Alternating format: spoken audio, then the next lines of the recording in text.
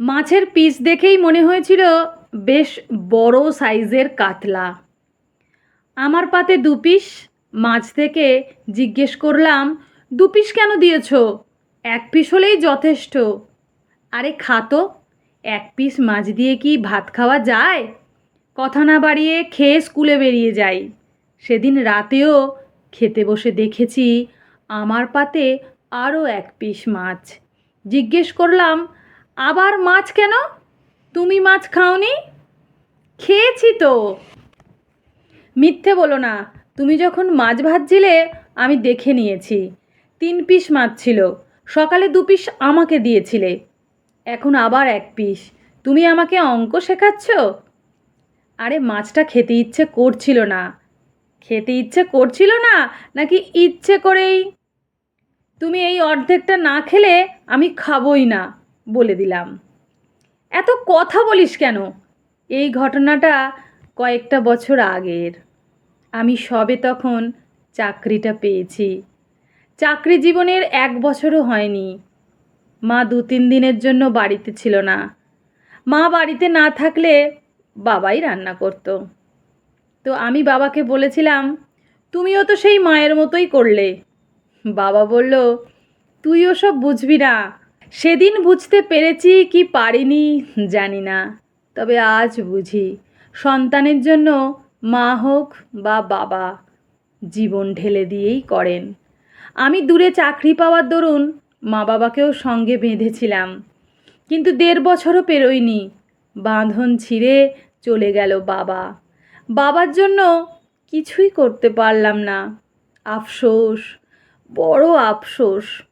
যাদের জন্য এই পৃথিবী সুন্দর তাদের জন্য আমরা কতটুকুই বা করতে পারি, অথচ বাবা মা এমন এক রক্ত মাংসের মানুষ যারা নিজে না খেয়েও খাওয়াবে, নিজে ভালো পোশাক না পরেও ছেলে মেয়েকে পড়াবে, নিজের জীবনে যে শখগুলো পূরণ হয়নি ছেলে মেয়েদের সেই শখ পূরণ করে দেবে, সুখে অসুখে সব সময় থেকে যাবে।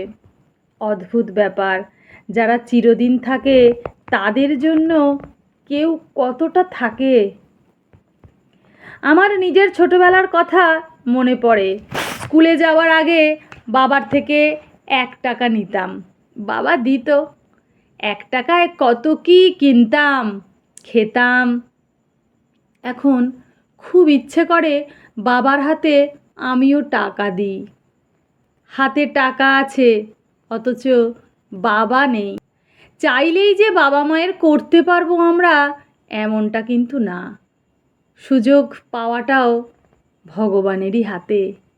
যাদের জন্য আমরা আমাদের পৃথিবীকে এত সুন্দর মনে হয়, তারা যদি সঙ্গে থাকে তবেই জীবন সর্বাঙ্গ সুন্দর। আজ স্বাদ আছে, সামর্থ্য আছে, কিন্তু সুযোগ নেই। ভীষণ আক্ষেপ হয় বাবা না থাকার জন্য। যতটা পারি মায়ের জন্যে করি, তবু আক্ষেপ কাজ করে। এই পৃথিবীতে তারাই ভাগ্যবান যার মা বাবা কাছে থাকেন, চোখের সামনে দেখেন, কিন্তু যাদের হারায় তারাই জানে এ দুঃখ কতটা। তাদের জন্য কিছু করতে না পারাটা নিজেকে অভাগা মনে হয়। তাই বলবো, যে ছেড়ে গেল, যে ঠকিয়ে গেল, তার জন্য কেঁদে কেটে ভাসিয়ে জীবন জলাঞ্জলি দেওয়ার আগে ভেবো তোমার ভালো চাওয়ার মানুষগুলোর কথা। ছোট ছোট পাওনাগুলো দিয়েই বাবা মাকে পূর্ণ করতে হয়। অনেক বড় কিছু তারা চায় না। একটা গোলাপ নিয়ে এসে মা বাবার হাতে দিও, বলো তোমার জন্য এটা। বা যে খাবারটা খেতে ভালোবাসে সেটাই না হয় দিও। এই সুযোগ বেশি দিন থাকে না। যেমন আমার সাজানো বাগানে সব আছে, শুধু বাবা নেই।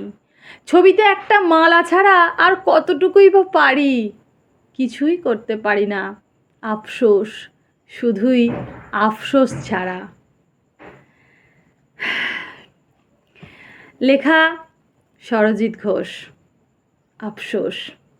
একটা কথা বলে রাখি বন্ধুরা, আমার বাবাও নেই আর মাও নেই। আমার বাগান পুরো ফাঁকা। সত্যি আফসোস, খুব আফসোস।